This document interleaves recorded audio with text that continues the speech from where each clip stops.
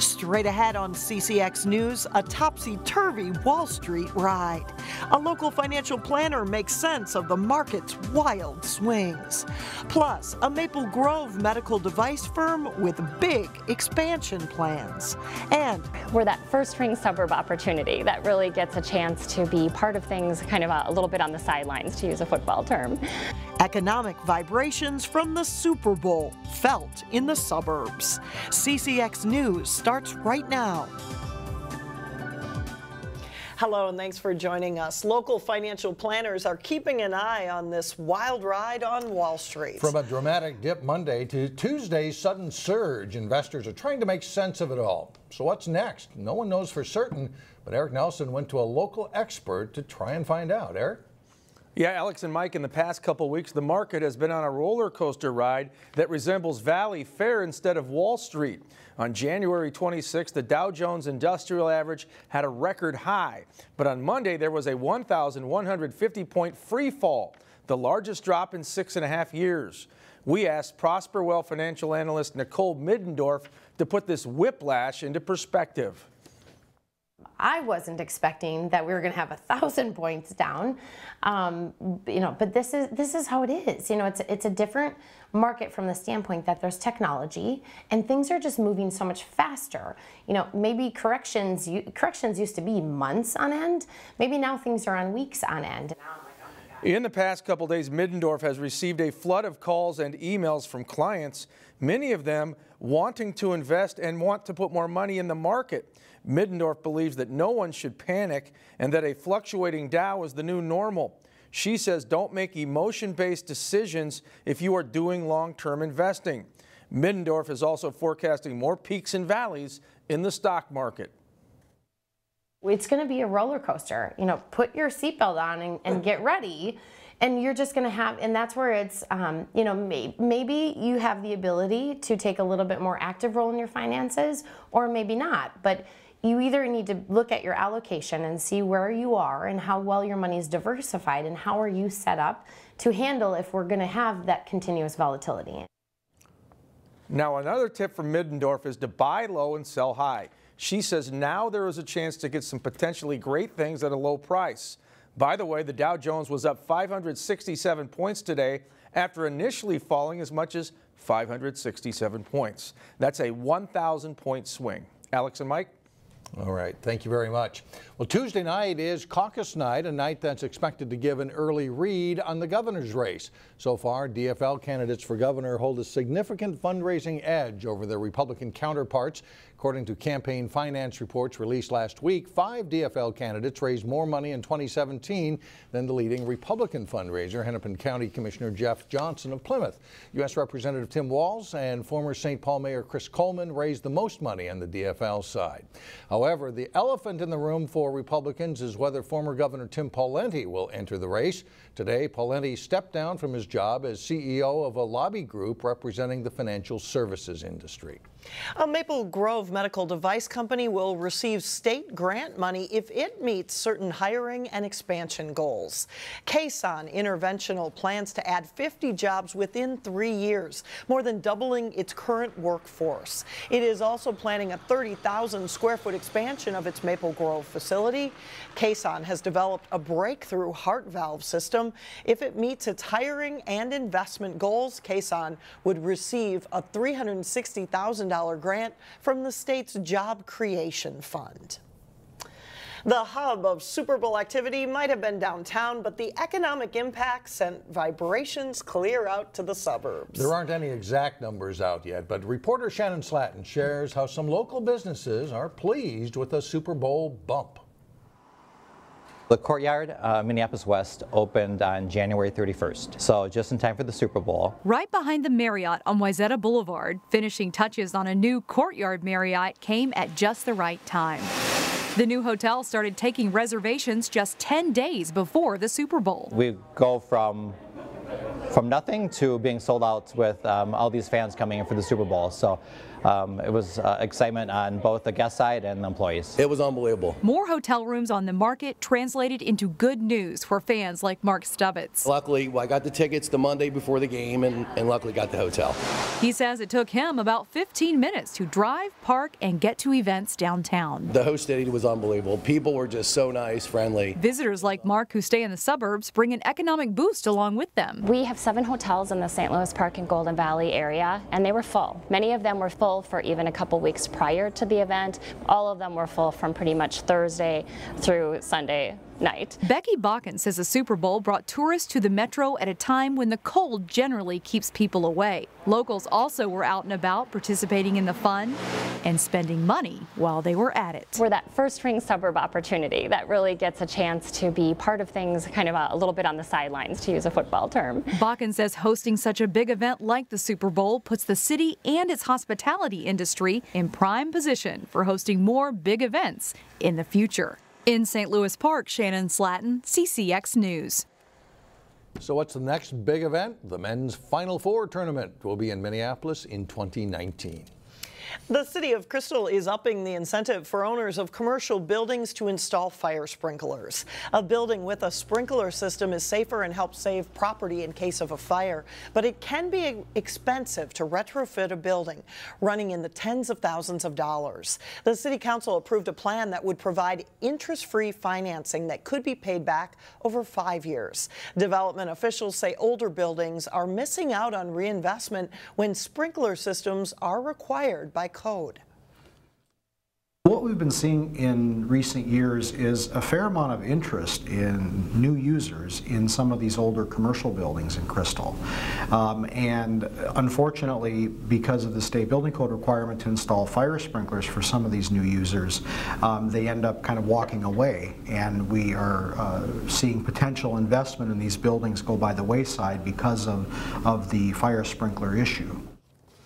City financing is capped at $100,000. Well, meanwhile, new hotels received final approval in Maple Grove. City Council approved 2 4-story towers with a total of 180 units for the northeast corner of Elm Creek Boulevard and Hemlock Lane. One will be a Spring Hill Suites, the other a Residence Inn, both by Marriott. The hotels are part of larger development that includes a multi-story office building and at least 3 sit-down restaurants. Construction of the hotels is expected to begin in May. And a new hotel will soon open in Brooklyn Park. This one for dogs. The Woof Room will take over a vacant building off Highway 169 north of Mills Fleet Farm. The facility will offer pet daycare and grooming services. Fenced-in areas for outdoor dog runs are also in the plans. Still ahead, today's School Spotlight takes us to Lakeview Elementary in Robbinsdale. Plus, a Champlin Park girls basketball star breaks the school scoring record. That's later in sports. But first, staying chilly on Wednesday, sunshine and highs in the low teens. Sometimes you have to step inside a school to really understand the unique things happening there. And that is the case at Lakeview Elementary School in Robbinsdale. In today's School Spotlight, reporter Shannon Slatton features the special programs at Lakeview Elementary.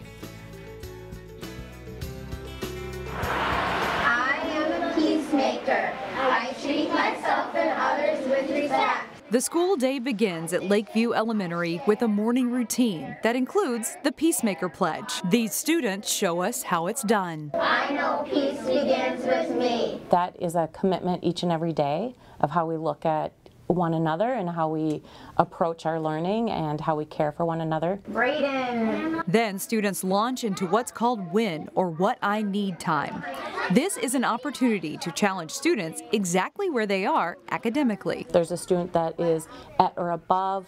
We're looking at materials that push them along that way and kind of increase that rigor around something to go deeper.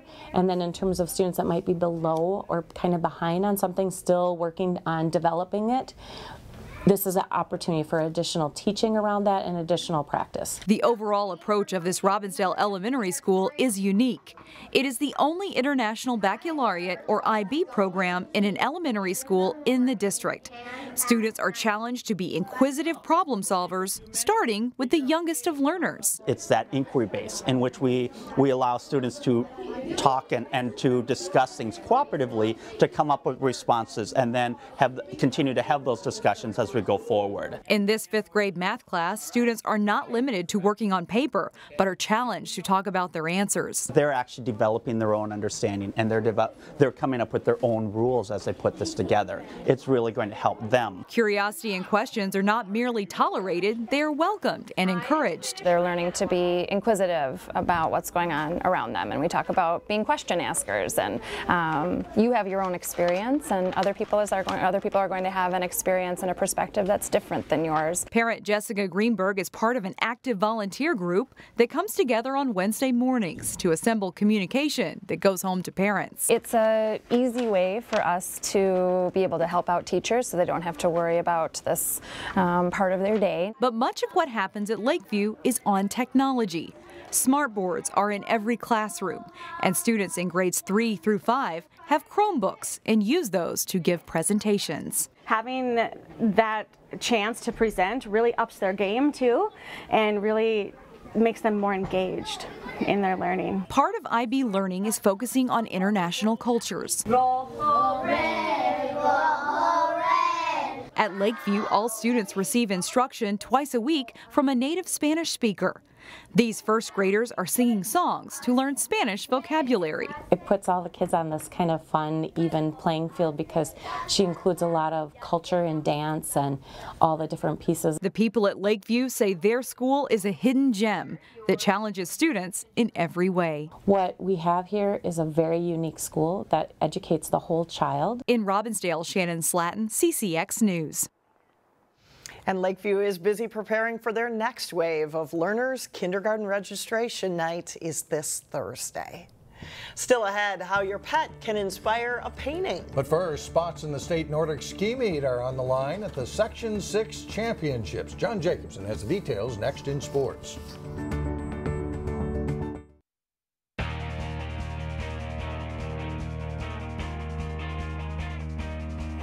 I'm John Jacobson with sports. It's a big week for high school Nordic skiers with section meets taking place throughout the state. Half dozen local schools from the area waxing up to go Monday for the Section 6 meet. In the girls' classical style pursuit race, it's Leah Rudd of Armstrong going out 4th based on her freestyle time in the morning race. Wayzata's Mara McCaller starts and finishes 1st. Junior comes in with a combined 2 race time of 25 minutes, 58.8 seconds, winning by well over a minute. Lucy Anderson of Armstrong is 2nd. Both the Falcons and Trojans teams qualify for state. Lauren McCollar of Wayzata places 3rd, just 2 seconds ahead of Charlie Brown of Benilde St. Margaret's. Rudd of Armstrong comes in 5th with Mae Barnes wearing bib number 6 there, placing 6th. Ava Schiffer at Benilde right behind her, also qualifying for state. The boys race, the top 3 pursuit race starters from Wayzata, including James Schneider here. It's a race to the finish, and Trojan senior Anders Sonneson places 1st in a combined time of 22 minutes, 44 seconds. Luke Golan of Wayzata is 2nd, 25 seconds behind Sonneson with the Trojans, as the Trojans win the meet. Schneider was 3rd. Keelan Gorman of Benilde there was 5th. Logan Hoffman of Hopkins 1 place back in 6th. The top Armstrong finisher is Will Ahmed, who comes in 8th. 10 of the next 11 racers are also from the area. Armstrong finishes 2nd to Wayzata for the boys as the teams qualify for state. Wayzata totals 389 points in the boys meet to win. Armstrong is 2nd. Hopkins finishes a close 3rd, and Mount West Tonka is 4th. In the girls meet, it's Armstrong 1st with Wayzata 2nd. Again, both teams will make state. Hopkins is 3rd, but does qualify 3 girls to state and 2 boys. Benilde finishes 4th overall. And here's what some of the state qualifiers had to say after the meet.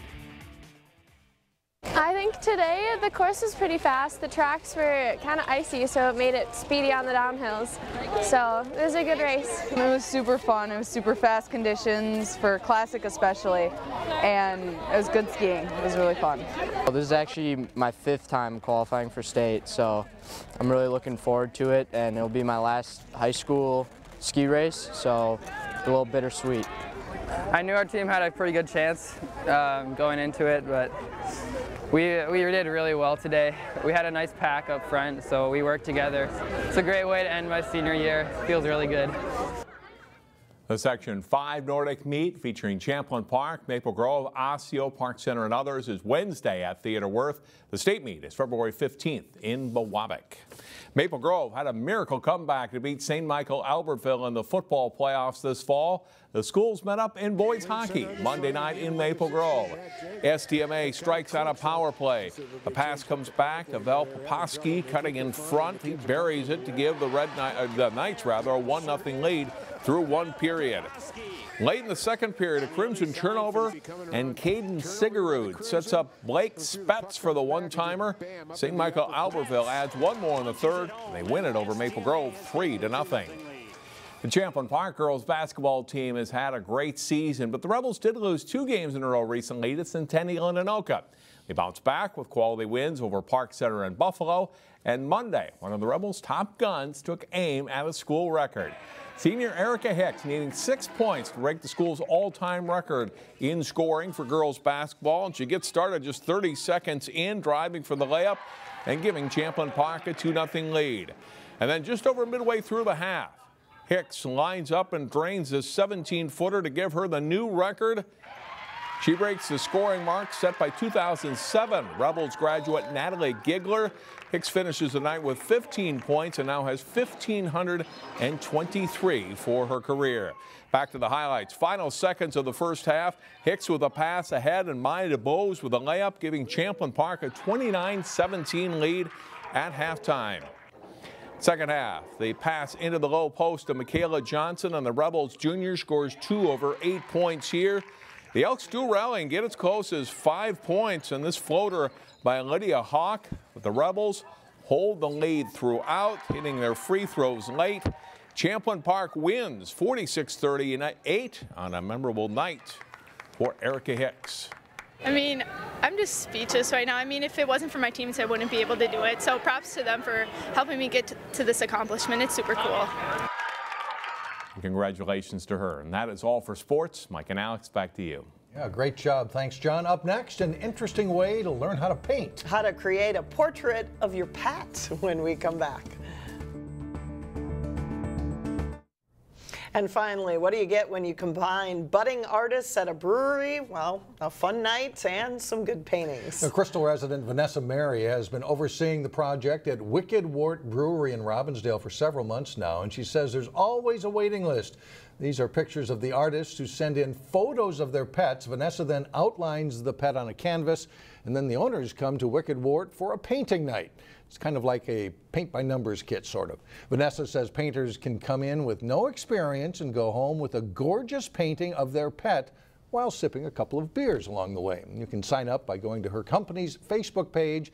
The company is called Maritime Arts. What kind of fun idea. Great, yeah. That is. And they do come home with good-looking stuff. Yeah, all of those paintings were nice. That'll do it. That's it for now. Thanks for joining us, everyone. We'll see you back here on Wednesday.